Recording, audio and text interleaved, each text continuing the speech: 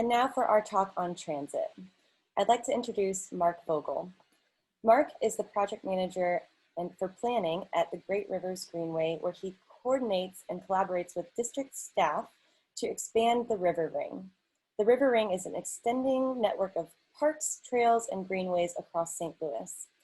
With a background in urban planning and landscape architecture, Mark is responsible for updating and implementing the Great Rivers Greenway Regional Plan, as well as individual Greenway master plans throughout the district. Prior to joining the district in 2013, Mark spent nearly 20 years with HOK and the Peace Corps volunteer in Panama. He received his Bachelor of Landscape Architecture from Kansas State University and studied urban design at WashU. Mark, thank you so much for joining us. Well, I'm very, very thrilled to be here. Thanks, Sam. And I wanted to give a plug, for one of the events you mentioned tonight with Mallory D and Damon. Fantastic local artists. I shouldn't even say local because they're all breaking out on the national scene. I hope everybody has a chance to check them out. They also are participating on our BRICKLINE project. And fortunately, I don't have their information in this presentation. So if they show some of that work tonight, it'll be new material for you. And Sam, thanks for showing that lovely video a minute ago. I hope we can all be in person soon and get together, but appreciate everybody bearing with us on this format, and hopefully this goes well. So let me try to share my screen. And if you can see a green screen that says transit, yes? All right, I've got at least one person, two people, all right. So let's get right to it. So there we go. First, I'd like to just do a little introduction of Great Rivers Greenway, who we are, what we do, and hopefully you come away with from this presentation with a little better understanding of not just transit, but also Great Rivers Greenway as an organization. We were formed 20 years ago, just celebrating next month our 20 years of coming into being with a popular vote in St. Louis City, St. Louis County, and St. Charles County. We are a public Parks and Recreation District that is supported by a couple of sales taxes. And we have been actively producing and building greenways throughout these three counties for the last 20 years. And really our mission, the bottom line, is just to make St. Louis a more vibrant place to live. That's really our purpose for being. And you can see some of these goals, big ideas along the bottom of the screen: conservation, transportation, health, community, economy. These are things that we believe are outcomes and benefits of developing this incredible greenway system. And we've got incredible partners that we've been working with along the way. What is a greenway? It means different things to different people. It means different things in different regions across the country. We like to think of greenways as outdoor spaces that connect people and places. They're always unique, so greenways that exist out in rural or suburban areas have a different look and feel as ones that exist in the city. But ultimately, we want to make sure that greenways reflect the community and the environment that they connect to. And what does this look like? Across the region, we developed this master plan originally back in 2004 is when it was adopted. And the idea was to create this network of greenways that really span the entire region. And they focus and are centered upon our major rivers. And that kind of reflects our name as the Great Rivers Greenway organization, that really focusing on watersheds and water corridors, and getting people in contact with nature and with the water courses and other natural areas where they can really experience some things that maybe you previously couldn't experience. When we all travel from St. Louis to other places, the easiest way to sort of geographically describe St. Louis is where the Mississippi and Missouri rivers come together, but few of us have actually ever been to the confluence, and that's too bad. We've turned our backs on the rivers, historically, and so hopefully through the development of the river ring, we're putting attention back on the great rivers and our local rivers and streams, and really trying to raise a sense of stewardship about our local environment. Oops. So transit, what does that have to do with transit? I think, when Sam first asked me to do this presentation, that was the question that popped into my mind. Well, what does Great Rivers Greenway have to do with transit? And I think it kind of like, the definition of a greenway, we need to explore what the definition of transit is. And for me, transit is going from one place to another. Um, I think for a lot of people, when you talk about transit, the first thing that might come to mind are the subway systems in New York, and it's mass transit, and it's people, crowding onto trains and buses, and the idea of commuting, and it's a big city sort of a thing. In St. Louis, of course, we've got a great transit system, a great network of buses. We've got our own light rail system that, I've traveled all over the place, and people are very envious of St. Louis that we've got such a great transit system. Um, but for Great Rivers Greenway's perspective, and from my perspective, transit means a lot of different things. It's not just mass transit. It's not just public transit. It's walking, it's bicycles, it's your car, it's Uber. It's a lot of different ways that we move from place to place. And so, as far as Great Rivers Greenway is concerned, we are building infrastructure that facilitates transit. And we've got some incredible organizations around St. Louis that are all focused on building transportation infrastructure and providing transportation services to our region. We all know of Metro by state. Madison County Transit runs a great system. We also have Missouri and Illinois Departments of Transportation. They collaborate with us on all kinds of projects, not just roadways, but we're building greenways within their corridors. East West Gateway Council of Governments is our metropolitan planning organization. They're the ones who funnel federal dollars to a lot of our organizations and our cities and counties for these big transportation projects. Our counties, including St. Louis City, local governments, they do a lot of road work, but they're also doing trails and other improvements that help people move from place to place. We can't forget about airports and Amtrak. We've got some other great organizations that are advocates of transit, like Citizens for Modern Transit, that's advocating for expansion of light rail. TrailNet is a great organization that's focusing on getting people out of their cars and experiencing other forms of transportation, especially bicycles. New services like Uber and Lyft, that's part of our mode. And then even, I would say, sort of that last mile, Bird, Lime scooters, bike sharing, things like that, are all organizations that help stitch this together. So transit isn't just one thing about mass transit, buses and trains, but it's a whole network of different opportunities and different modes that a lot of people can experience. And of course, Great Rivers Greenway. So we're building this infrastructure that is providing, I think, sort of the missing piece in a lot of these other forms of transportation that we've benefited from over many, many years. So again, commuting. I think a lot of people think of transit as commuting, but I would like to challenge that transit is also recreation. And so what do we mean by these things? Commuting tends to be a point-to-point form of connecting, where you want to go. It's going from your home to school, your home to work. And so it's really, you've got a very specific destination that you're going to a couple of times a day. It's a very routine activity. It's for most people, it's Monday through Friday, you're going to work or you're going to school on a regular basis. It's also an issue about need and choice based. So whether you have the means to commute by car, or whether it's a need-based thing that you don't have the resources to commute by car and you need to rely on public transportation, those are need and choice-based forms of commuting. A lot of people choose transit or choose other modes, even if they could drive, for a lot of different reasons, health, promoting a healthier environment, and things like that. On the recreation side, it's very, very different. It looks different and it requires different infrastructure. So instead of a point-to-point, recreation tends to be more of a loop or an out and back. You're going from home someplace and coming back. And so your destination is the same as your origination. You're going from home, doing a loop, and you're coming right back to home. It's not going to home to work and back. It's also very flexible.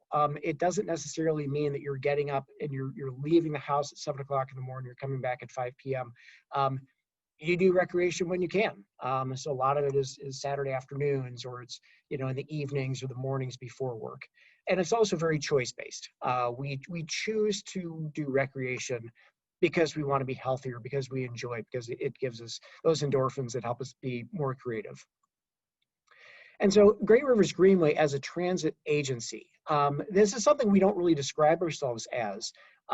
We have a lot of different ways of describing what we do, but if we think about ourselves as a transit agency, I would argue we are building a regional system, a regional network of green infrastructure.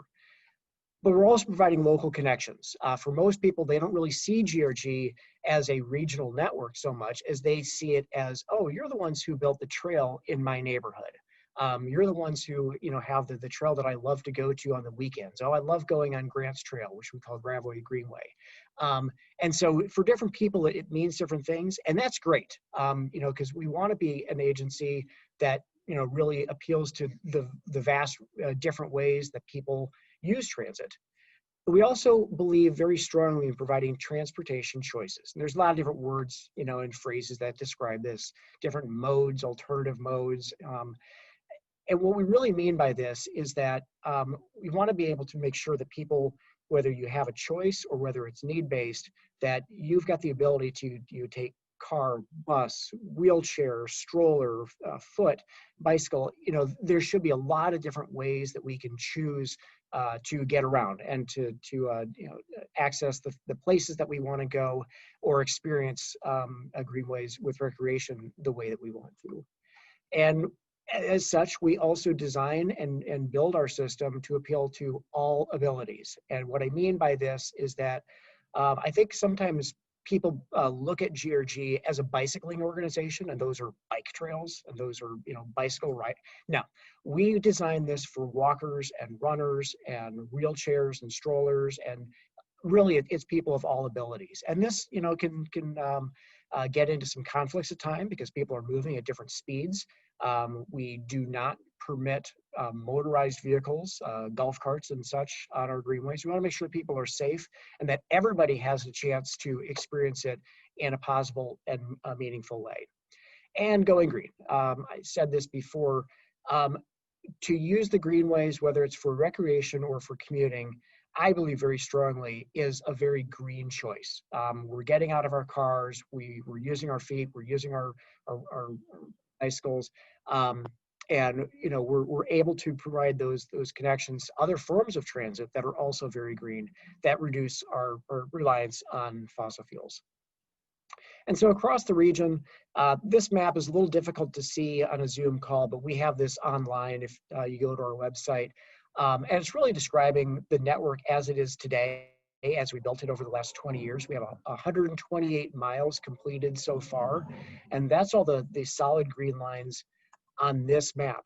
And I want to point your attention, we don't really call attention to this very often, but we've got this wonderful little scale at the bottom of the map. And it, like a typical scale, it shows a proportion of how far a mile is. But we also want people to understand as you're using it, what does that really mean in terms of my time? And so 1 mile is equivalent to about a 20-minute walk at a leisurely pace. For a lot of people, that's about a 10-minute jog. Some are faster, some are slower, of course. But it's also about a 5-minute bike ride. And so when you're planning your trip, you can use this scale at the bottom to really say, oh, okay, I want to go out in Darden Greenway and I want to do this trail. How long is that going to take me? Or I'm planning a trip to go to work or to school. Okay, I see that it's about a 2-mile path.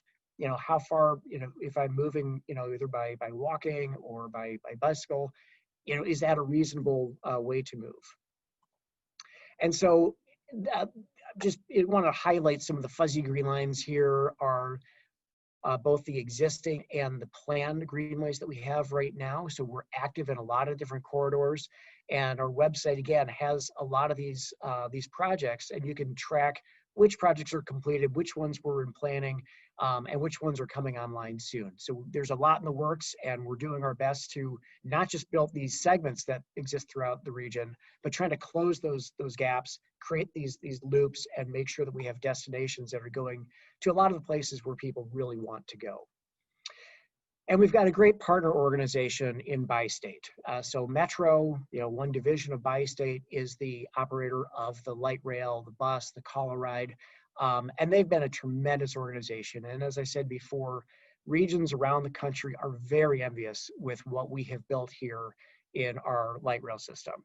And in terms of the distance where it goes, it doesn't go very far out in the county. So this is really a system that is centered on the city of St. Louis and a little bit in Mid and South County, and then North County up toward the airport. But again, it goes to a lot of the places where people want to go. It touches a lot of the centers of employment, many colleges, and also some of our great recreational facilities in Forest Park and the Arch. And then similar to the scale that we have that shows the distance from Greenways and how far it takes, how much time it takes to walk, I put this slide over here. This is equivalent to about, a 1 mile walk. So about a 20-minute walk from all the light rail stations.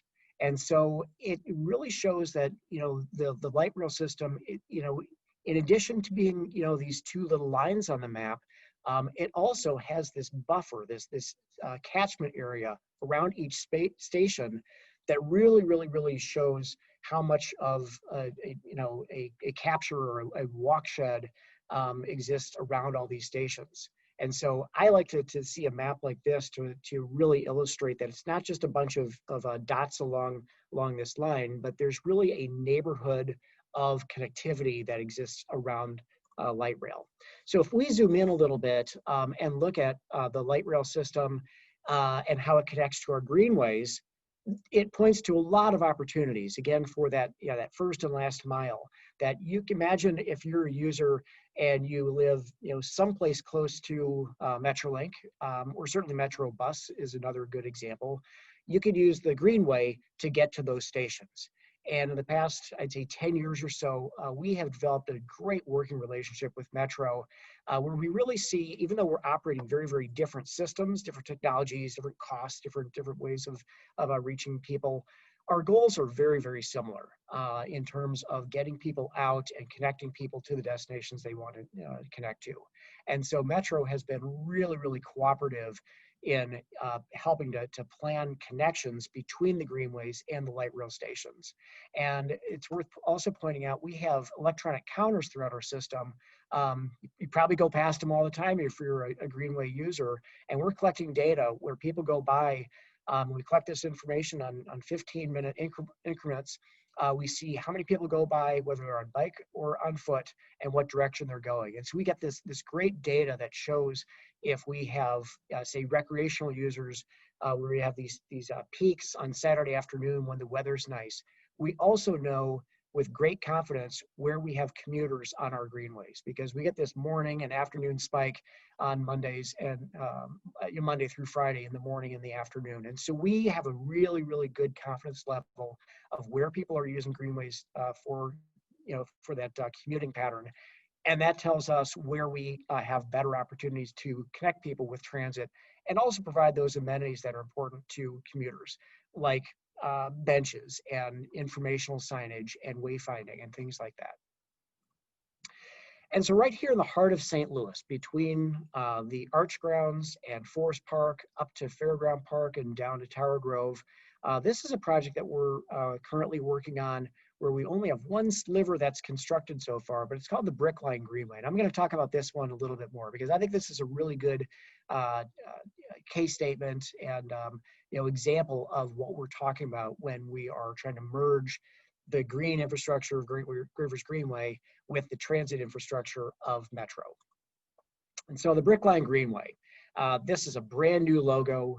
This will be rolling out over the next year or so, and so you'll start to get more familiar with this as an idea. Even though it's a Great Rivers Greenway project, it's very different from anything that we've ever done. If you think about the projects that GRG has built in the past, again, it tends to be these point-to-point greenway trails that connect one place to another with a lot of trailheads and other destinations in between.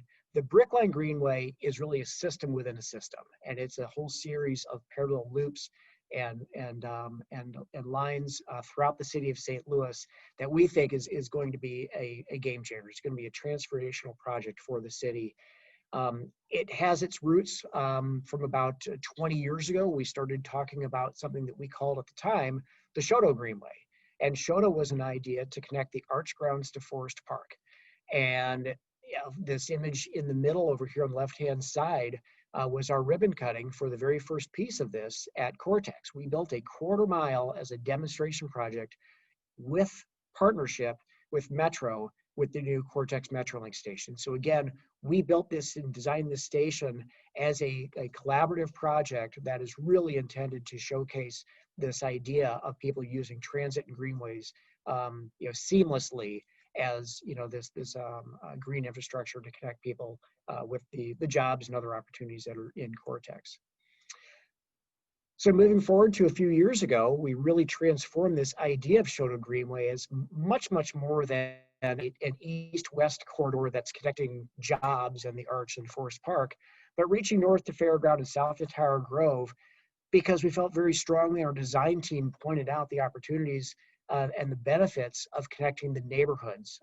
We really weren't connecting a lot of people and residences with this CHOUTEAU Greenway. So BRICKLINE is a whole new way of connecting the city, and the brand is an idea of connecting people through this image of brick. Regardless of where you are in the city of St. Louis, brick is everywhere, and it's really a defining thing that a lot of different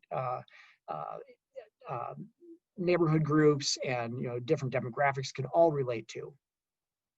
So again, looking backwards at this original idea of the CHOUTEAU Greenway concept, a lot of it came out of this idea of building this new amenity for downtown and putting the old historic CHOUTEAU Lake back in on the south side of downtown as an economic development catalyst. Something that could really be a boost for downtown.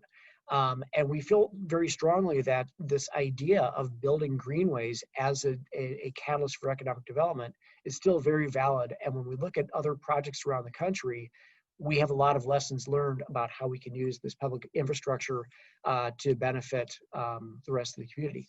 There's been a lot of talk in the news about the I'm sure it's a lot more than that, $1 billion of investment that has been going on in the Central Corridor, from the Arch Grounds all the way out to Forest Park.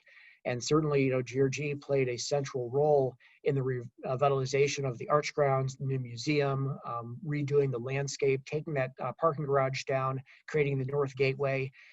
This is a tremendous anchor. And I think as we come out of the recession, this is going to continue to be just a much better destination for people. Not just St. Louisans, but as a tourist destination for people around the world. Just a little bit west of there is Keener Plaza. If you haven't been downtown, I encourage you to go out and see Keener. It's really been transformed. It's a much more user-friendly space. It's great for a variety of different activities.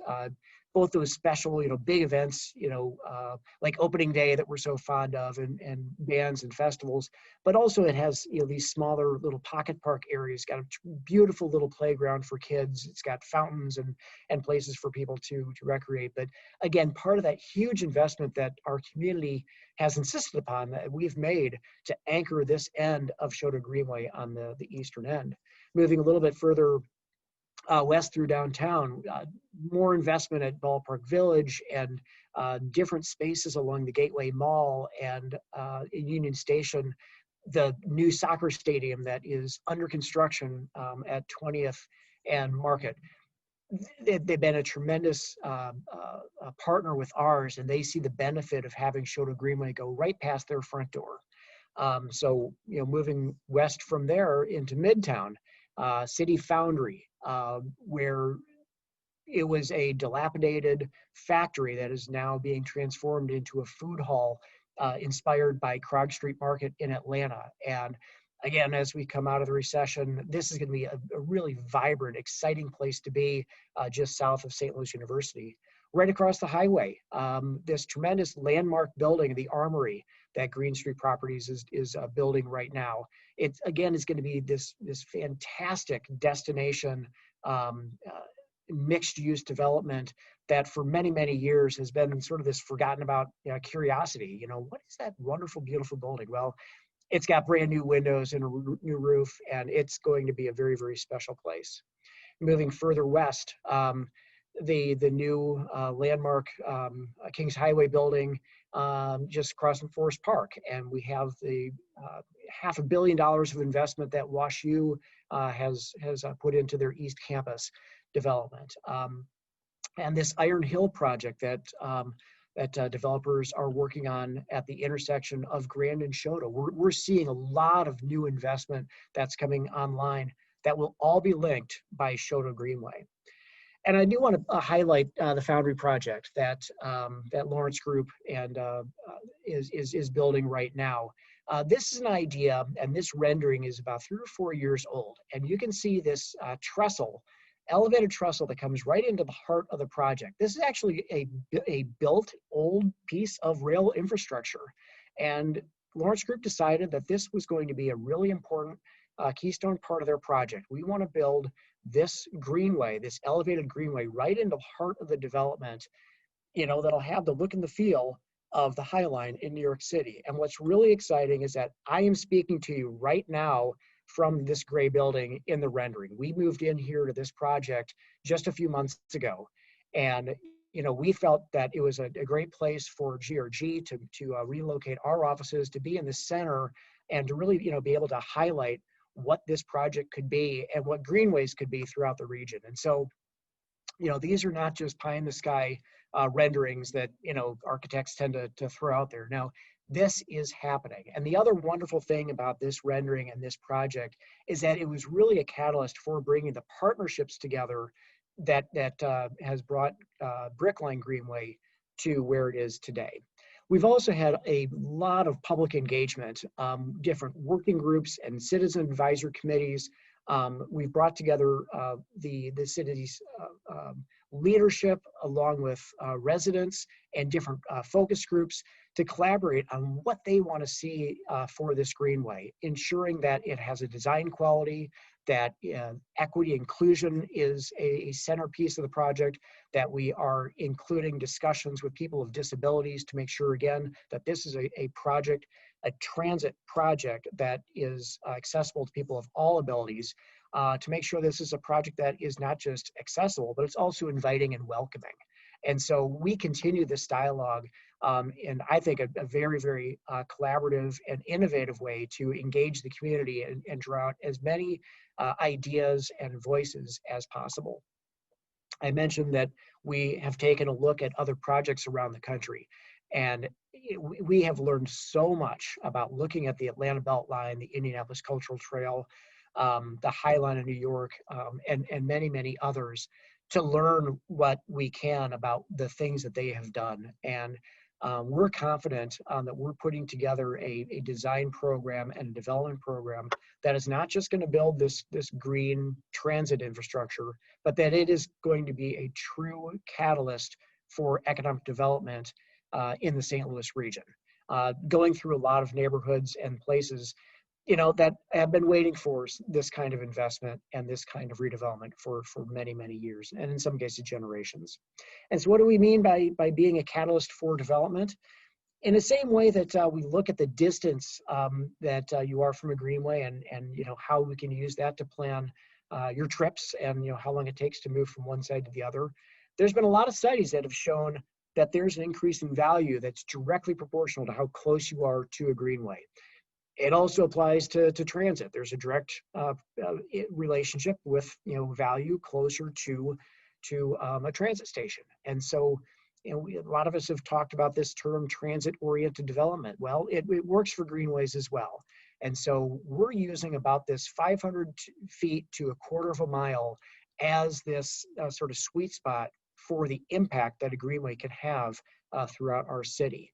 And so, just in terms of what that might look like, a little bit of a generic diagram here, but if we have the greenway coming in at an intersection, you can imagine that the greenway itself, is this public investment that we're creating, say in this urban condition, within the rights of way of a couple streets. But as you get closer and closer to that greenway, the value is greater, the potential for redevelopment, reinvestment, infill development also increases. And so BRICKLINE Greenway, we believe that this project will connect our beloved places together with the people who live here to create meaningful experiences every day. And that original image, that watercolor that I showed you, that was sort of emblematic of the original idea of CHOUTEAU, with this lake downtown, Ballpark Village, and all this stuff. Beautiful, beautiful, compelling image. This is one of our compelling images for BRICKLINE. This is a different perspective that a lot of people are not used to seeing from St. Louis. This is Fairground Park looking south, Tower Grove Park way off in the distance, downtown on the left, and Forest Park on the right. And it's really, really illustrative of what we're trying to do with connecting our neighborhoods and making sure that a lot of different people are connected to this system. The master plan for BRICKLINE Greenway, as I mentioned before, is not a point-to-point. It's a whole series of parallel routes and loops. We know that we can't, we don't have the resources to develop all 20 plus miles or so at one time.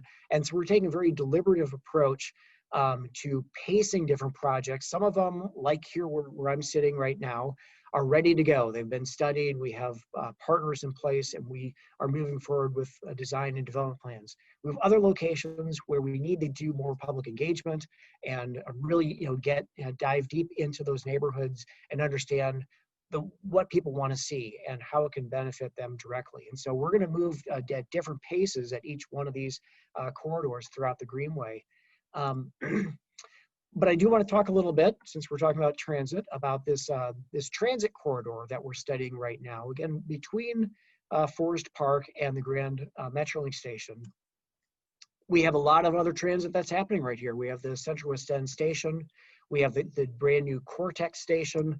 We have the Grand METROLINK station.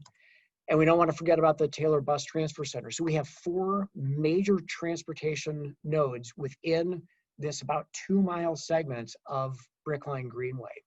And so we developed a lot of renderings. This is at the WashU Medical Center BJC campus, an existing photo at the corner of Taylor and the METROLINK. So on the right-hand side where those telephone poles are, that's the METROLINK corridor. And this is what it could look like. Using our branding, using fencing along the Greenway, developing landscaping along the Greenway. We really want to highlight this as not just a Greenway that'll move people through the corridor, but as a really, really, really convenient, welcoming connection to other forms of transit. Moving a block east, this is the intersection of METROLINK and Newstead, and possibly working with other organizations, local organizations, on an art program. Is there a way to reutilize and repurpose existing open space and maybe some underutilized property as pocket parks, and ways to extend the Greenway into the district in a different way? This is moving a little bit further to the east. This is actually the intersection of Sarah Street and METROLINK, and you see the pylon sign right in front of you. This is the existing segment of Greenway that we built with the new METROLINK station at Cortex. And again, in front of the grain elevators there, we have this property that's owned by Metro. They use it for storage and other things. Is there a way to partner with them and with the grain elevator and create this node, this pocket park that can really enhance the Greenway experience and give people ways to stop and rest and help beautify the corridor? Again, possibly with public art along the grain elevator, and just sort of enhance the overall look and feel of the neighborhood. Further east, this is behind IKEA at Vanavetter. And so you can see on the left-hand side, the Foundry project, St. Louis University's dorms sort of off in the distance.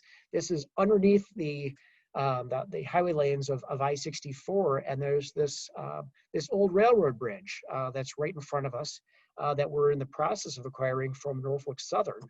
And is there a way to rebuild that bridge as this iconic bridge and gateway that takes you from the Greenway right into the Foundry development? Underneath the highway, is there a way to reimagine this underutilized piece of land as a pocket park? And we've seen this in Seattle and Portland and other places where they're taking this infrastructure and some of this land that has been kind of forgotten about, and putting it to different uses and trying to find the most appropriate ways to enhance that, the look and feel of this, and make it a much more inviting and pleasurable place. Again, further to the east, a lot of us have never seen this unless you're on Metrolink driving by, sort of behind the armory. There's this large Ameren substation. Can we enhance the landscape of that? And again, put in fencing and landscaping, and make this a much more inviting place to move through. And finally, the Grand Metrolink station, which is one of the most heavily used transit stations in the entire system. And Metro's done a great job of improving the look and the function of the station in recent years. We think that we're not done, that we bring the Greenway in, and it can continue to be even a much nicer space. And again, a space that really enhances the way that people can move from one side, from one mode to another, moving from bikes and walking to trains, and even up on the top of the bridge to buses. So again, just sort of to recap, transit is going from one place to another. I mean, if we think about it as in terms of that, we're all experiencing transit on a daily basis, whether it's commuting or recreation.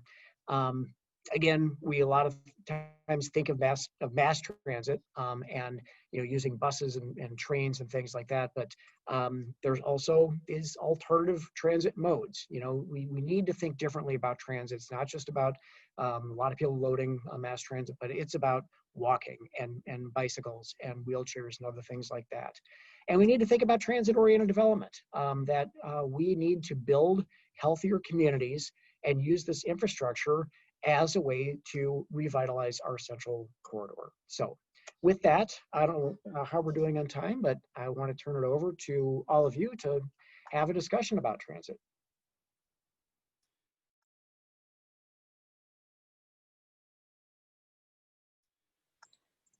Mark, that was incredible. I am so inspired by all the work that you're doing for our city. And yes, if anyone has any questions, please type them in the chat, and then we will actually ask you to unmute and ask your question to Mark live. I wrote down a few questions, so if no one has any questions, I definitely have a few. It's Friday morning. We all need more coffee, right? That's right. So my first question is, how do you select where the greenways should go when you're looking for new areas of opportunity, considering like socioeconomic needs, or what needs the most development? How do you select the new area for a greenway? That's a great question, Samantha. Thank you. So it's a moving target. I'll say that. We have, for sort of historically over the past 20 years of GRG's operation, we have been sort of guided by what we call our regional plan, and we have a network of greenways that we call the River Ring. And so that came out of a lot of public engagement, first in 2004, and then later in 2011, we updated that plan. And just solicited feedback from across the region, trying to ask people, where you'd like to see greenways. We put together different focus groups that we're asking people about those 5 topic areas: transportation, community, environment, health, and what's the fifth one? I'm blanking. And so we try to balance those different categories with the way that we spend your public dollars. Now, moving forward, in the past couple of years, we've really, in the aftermath of Ferguson and Better for All, we've developed our own diversity, equity, and inclusion program, and we're starting to look at a greenway selection and project prioritization in a different way, and trying to be much more inclusive to ensure that we're building greenways in a lot of different communities and making sure that nobody is left behind. And so as part of the BRICKLINE process, I mentioned that we have put together a number of different focus groups. We're calling working groups. And one of those is directly tasked with diversity, equity, and inclusion, and to make sure that not only are we building in places that have been chronically underserved and underinvested in or disinvested in. But also, how do we as an organization ensure that we're providing opportunities for jobs and investment, making sure that we are incorporating our artists, local artists. And so I mentioned, I'm so thrilled that you're having Mallory D and Damon at the event tonight. We put together an Artists of Color Council to help guide the way that we are actively incorporating public art into our designs and in our planning. That was another lesson learned that we took away from the Atlanta Beltline. Art in some ways was a little bit of an afterthought, and not to disparage what they've done, because they've got an incredible project in Atlanta, but in some ways there were some applications where they put art in after the Greenway was already constructed, and we wanted to make sure that art was incorporated from the very beginning. We're setting different goals for hiring, and we are looking at ways that we can use workforce development to make sure that contractors that we're hiring are including minorities and disadvantaged communities, and providing them access to the jobs for construction and design as well. So that's great. You mentioned funding, and that was another question of mine. How are these projects funded? Is it public money, private money, a mixture? Yeah, so traditionally it has been public money. So we are a sales tax supported agency. In 2000, we were created in St. Louis City, St. Louis County, St. Charles County by a 1/10 cent sales tax, of which we just receive half of that. The other half goes back to those different counties that they are supposed to use for parks. And then in 2013, St. Louis City and County passed Proposition P, which provided funding for the Arch Grounds, but it also provides funds for the city and the county for parks, but also receive 30% of those funds for Greenways. And so we raise about $20 million a year through sales taxes through the 3 jurisdictions. We've taken a pretty significant hit this year because of COVID and the loss of sales tax revenue. But that's where our primary funding comes from. We also have a little bit of revenue from some property that we've acquired over the years. So we've got some rental revenue. We receive quite a bit of funds through East West Gateway when we apply for federal grants. And so we try to be creative about the way that we use our local funds as a local match to get federal dollars. But then on BRICKLINE Greenway, and increasingly more and more, we're relying on the generous support of our philanthropic community here in St. Louis. And so we also have recently established our own foundation. And so it's a separate private organization, the Great Rivers Greenway Foundation, that works with local philanthropists to help enhance some of our projects. So the new trailhead at Greenway Greenway down at Hoffmeister in Orlando is a very good example. That trailhead is beautiful, and it's got all kinds of amenities that we otherwise could not have provided had it not been for the support of our local philanthropic community. And then specific to BRICKLINE Greenway, I mentioned the partnerships that have come together. We had a whole bunch of organizations like the Lawrence Group here at the Foundry and Green Street Properties, St. Louis University, Washington University, Grand Center, the City of St. Louis.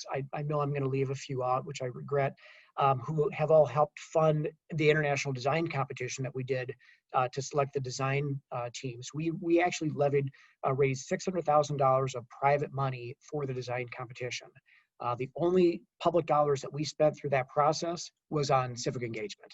So because this 20 miles of Greenway, we're estimating to be about a $250 million project, we're going to rely very, very heavily on outside sources in order to ensure that we're still building in all the different communities that we've been active in over the years. We can't just shift all of our resources here to the city to build BRICKLINE. So I think that's a model that we've been successful with, and we're going to continue to expand. And hopefully in 21, our sales tax revenue rebounds, and we'll be back to where we were in order to provide, continue to provide, these projects throughout the region. Absolutely. I know that it's pushed back the opening date for the Foundry and some of those other projects that we're all super excited about. So hoping for a bounce back for sure. I know I'm curious, and I'm sure we have some others that are curious, but how do we get involved or in these focus groups to participate? That's a great question. So we unfortunately just closed a survey for BRICKLINE, but there will be plenty of others. I guarantee you that as we move forward. I think the best way to get involved is to go to our website. We're constantly, not just on BRICKLINE, but on all of our projects, we're soliciting feedback and developing neighborhood organizations and other focus groups that can help us with our various efforts. So on BRICKLINE, we currently have several different working groups that are already selected and that are meeting. A couple of them are geographically based. So for example, one is that corridor that I just showed you along the METROLINK, that's looking at the design of that route. We're just now initiating another group that will look at the northern section up near Fairgrounds through those neighborhoods down to Grand Center and St. Louis University. So that will be very, very resident focused. We've got other projects like the Hodemont line. I didn't mention that one. It's an old streetcar line in North St. Louis where we're having pop-up greenways. So even tomorrow, we will be having a table and a tent at a couple locations along the Hodemont where we're trying to solicit feedback from residents on what they would like to see. We are in the middle of updating our regional plan now. And so we're just getting to the end of what we're calling our assessment phase. And as we move to the next phase, we'll be looking for involvement in focus groups and citizen participation. And so I think our website is probably the best way to find out what we're doing with all these different planning efforts around the region. But there's no shortage of them, and we're always interested in more and more people getting involved and giving us feedback. So. That's great. Well, we did post the Great Rivers Greenway website in our chat. So if anyone's looking for updates on projects or how to be involved, please visit their website. Or if you're just looking to go on a bike ride one day, right? That's right. Not just bikes, of course. Not just bikes. Yeah. I'm curious, what has the data shown about what types of transit are the most popular? Do you have? Yeah, and so it's actually really fascinating. So Grants Trail, which we call Gravelly Greenway, is definitely our most popular greenway. And it has this classic, I call a classic recreational curve of use. And so especially when the weather's nice, but really throughout the year, Monday through Friday, people get off work and they head to the trail, and they're out there, and we get this spike of users. And it's actually a pretty good balance between pedestrians and bicyclists. On the weekend, it's a very, very different kind of a thing. We get these different spikes. Morning, Saturday afternoons, a huge spike in users, and it is funny. We do get different users at different times of day, where we'll see the bicycles using it, more heavily at certain times, and then there's another spike for the walkers and the runners. And so the routes where we have the more popular commuting patterns tend to be much more pedestrian focused. And so we don't know if that's because people are connecting to train and bus, and it's just more convenient to access that other form of transit without your bike, or maybe it's that those commuters don't have access to bikes. At the Cortex station, we actually built a covered bike parking facility where there's all the bike racks, but it's under the same canopy. It's covered where you buy your tickets. And so again, it was a very collaborative thing. We wanted to make sure that people who were commuting by bike had a safe and protected place to store their bikes. So it's under surveillance, and it's protected from the weather. So we're actually really looking for changes in patterns where we do open new greenways. And so we're just now On October 10th, we will be opening the bridge over River de Pere that will finally connect um, the Graveway Greenway, so Grants Trail, to River de Pere.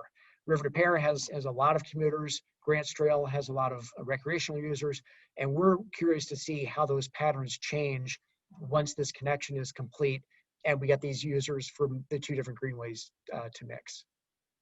So, I know it's Friday morning and the Zoom calls are not always the best for, having this kind of a dialogue. And so I wanted to also share my email address with everybody. If you have other questions, want to get in touch with us about specific greenways or other projects, or you have follow-up, questions, conversation about transit, I'd be very happy to talk to anybody, in more depth as we move forward. But I just want to thank everyone for your participation this morning.